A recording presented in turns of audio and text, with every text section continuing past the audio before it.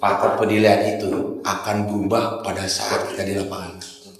Pemain sekarang suka ngomong gini, gimana sih pakemnya ini sekarang burung yang yang nyepit, kok kemarin burung yang nembak? Gak bisa. Pakem peraturan penilaian itu selesaikan di lapangan, disesuaikan di lapangan. Karena apa? Kita punya SOP-nya. Misalkan pakem penilaian itu seperti tadi nih kita tulis ya, seperti itu. Kalau di lapangan nggak ada yang seperti itu, berarti kita nggak nilai burung. Nggak ada yang durasinya misalkan 30%, nggak ada yang misalkan irama lagunya 40%. Saya tanya, burung bunyi kutilang di lapangan bisa juara nggak? Bisa. Kalau yang lain bunyinya ngupluk. Orang bicara durasi. Yang dimaksud durasi itu apa sih? Durasi kerja. Iya, kayak gimana? Durasi kerja itu yang kayak gimana? Ya full dari awal termasuk. Hah? Bunyi. Uji ngupluk durasi gak? Durasi. Dari awal sampai terakhir ngupluk nggak ngeluarin materi. Durasi. Keren, ini udah keren, senang saya. Burung dari awal sampai terakhir bunyi ngupluk itu durasi. Durasi kerja 80%. Nah, baik lagi. Bobot apa yang dikeluarkannya? Materinya seperti apa? Panjang pendeknya, ya kan? Berirama apa tidak? Penekanannya seperti apa? Itu banyak yang mesti dipelajari. Pemain tahu nggak seperti itu?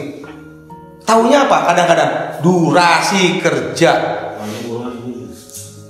Sekarang gini,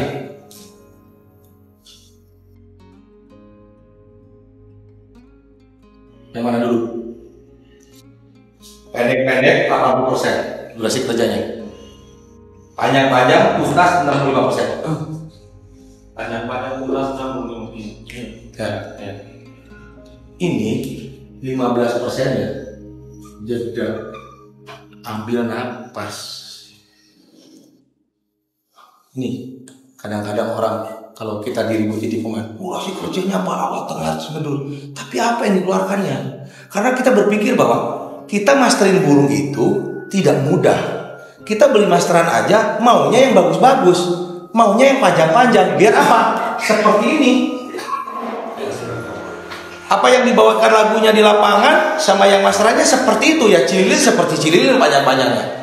Kenari ya seperti kenari. Cucak jenggot ya seperti cucak jenggot panjang. Bukan sepotong-sepotong, setuju nggak? Setuju. Berarti ini kan kualitas burungnya di atas rata-rata, dia pintar. Jangan bicara lagi burung panjang tuntas tapi 80% itu istimewa namanya. Setuju ya? Jadi pemahaman itu yang harus tahu pemain nanti. Saya nggak ngajarin lagi masalah tentang cara nilai burung di lapangan, ilmunya, tapi ini ilmu masih kayak gini. Karena apa saya bilang? Kita bicara persentase di lapangan. Apalagi perputarannya 2 menit ataupun 1 menit. Beda dengan kalau 1. Nih basicnya harus tahu dulu. Hati-hati kayak gini. Karena burung murai itu, kita bicara burung murai dulu lah. Sekalinya dia bawain tuntas, bervariasi. Kata orang bilang, kok burung nembak juara? Justru yang kita cari itu burung nembak tapi bervariasi. Sogon dibikin nembak panjang-panjang, ya. Cililin dibikin nembak panjang-panjang. Kapas tembak, siri-siri dibikin panjang-panjang, dibikin nembak. Kalau 9 lagu, 10 lagu di bawahnya itu, Pak. Sekarang burung durasi begini, pendek. Dengan burus yang tuntas ya itu. Tapi kadang-kadang orang kok burung nembak bisa juara. Kalau dia monoton, cililin, kapas tembak, ya iya itu. Itu pun bisa juara kalau burung yang lain nggak ada. Bingung kan pemain? Pakemnya bisa berubah-ubah. Itu banyak tuh yang bikin beli status, pakemnya bisa berubah-ubah. Emang bisa berubah-ubah. Bagaimana saat itu di lapangan? Tapi pakem kita yang tadi yang saya tulis, udah nggak ada, mutlak tuh pakemnya. Sesuaikan di lapangan. Setuju ya? Pokok semua ya. Jadi ini sedikit pemahaman materi yang kita sama-sama sudah tahu, tapi kita saling mengingatkan. Karena kalau kita saling mengingatkan, kita juga sama. Saya juga diingatkan. Karena ya saya bilang gitu, di dunia penjurian itu tidak ada orang yang merasa lebih bisa, tidak ada orang yang masih hebat. Sehebat-hebatnya di penjurian kalau lagi ngebleng aja. Jadi kita sharing seperti itu, saling seperti ini, pengalaman kita saling bicarakan, makanya nanti ada tanya jawab biar semua bisa terbuka. Kita di sini kan tujuannya apa? Tujuan yang sama, mendapatkan hasil yang sama dengan kebaikan. Insya Allah kalau seperti itu kita bisa jalan. Royal Maestro ini saya yakin bisa. Nah, saya enggak. Ini saya punya tim sendiri enggak. Nanti tersaingi enggak. Karena saya pun nyontek. Saya punya nyontek sama. Dulu mungkin waktu pertama kali SMM bikin, saya contek SMM. Kenapa yang baik kita ambil, yang buruk kita tinggalkan? Setuju nggak? Semua seperti itu. Makanya ilmu seperti ini kita sharing. Karena akan balik lagi apa? Tim jurinya nanti. Saya senang Royal Milestone datang punya juri yang kuat, lapangannya bagus, kemasannya bagus, tingkat kepercayaan orang Lampung ini udah hebat kan. Orang dari luar ke sini agak mikir-mikir nanti ya. Setuju nggak? Ini Lampung loh bro, ini Lampung loh, jangan main-main. Bener bro? Lampung dulu ya, ingat ya. Saya ngerasain bener perihnya di Lampung. 2015 saya nginjek sini. Dikeroyokin pemainnya, pernah saya berantem di sini. Nggak bohong, saya tanya dulu ada ketua DPW-nya Heri. Sebelum Heri dulu ada siapa pak? Siapa? Ambalam. Ngalamin semua saya di sini. Orang-orang Lampung ini tahu semua salah. Kalau yang ribet-ribet tahu sini. Waduh, siapa? Udah kayak apa? Tapi ya itu di sini jadi kebina saya akhirnya kan. Ngalamin tiap kota, oh ya ketemu gitu. Ketemu setiap orang lah. Ada pertanyaan nggak? Ya, paham ya? Udah kuncinya lagi bukan lagi ke pakem peraturan tadi. Kuncinya ke apa? Saya bilang ini di sini. Sebagus apapun ilmu kita dapat, di sininya kita nggak dapat susah. Harus nyatanya dulu loh. Kebayang nggak? Punya tetangganya, tiap hari ketemu, bulunya turun. Aduh, gila ya. Mana lagi gimana? Iya. Itu udah. Apalagi punya apa? Mertuanya lagi turun burungnya. Itu godaannya di sini kita luar biasa menurut saya. Karena apa? Ya itu pak, kuncinya cuma di situ. Selesai. Kalau kitanya bisa ngikutin ritme kitanya bisa profesional bener-bener, yakin bener ya. Mungkin semua juga sama ngasih tahu seperti saya. Pasti yakin karena kalau nggak gitu bahaya kita. Aduh, G24 bubar lah kalau kita nggak kuat-kuat. Sayang lah.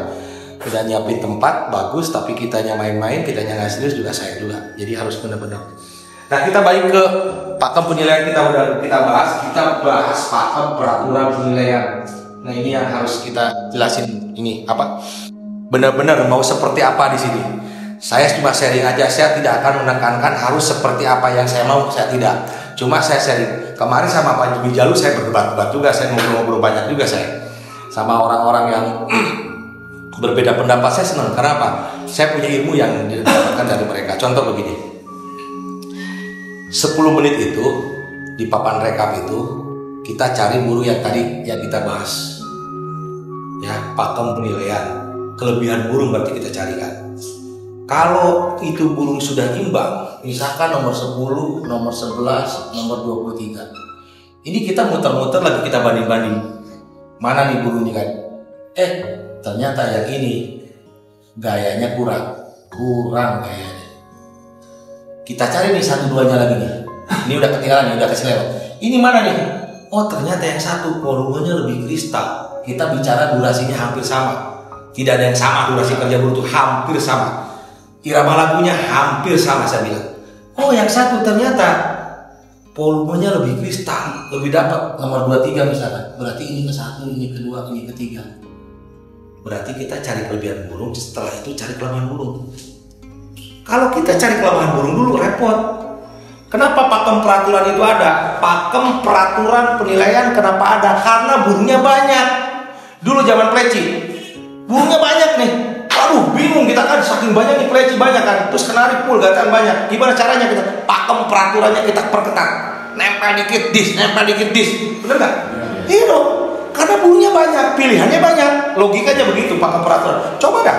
Kalau yang dulu kenari mulai ada nempel dikit dis itu gara-gara itu burungnya banyak.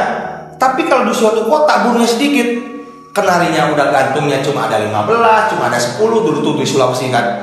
Terus pakai peraturan kita pakai gitu, loncat-loncat semua gak ada yang dinilai, ya udah duduk begini. Akhirnya dibebasin, yang penting burungnya kualitas.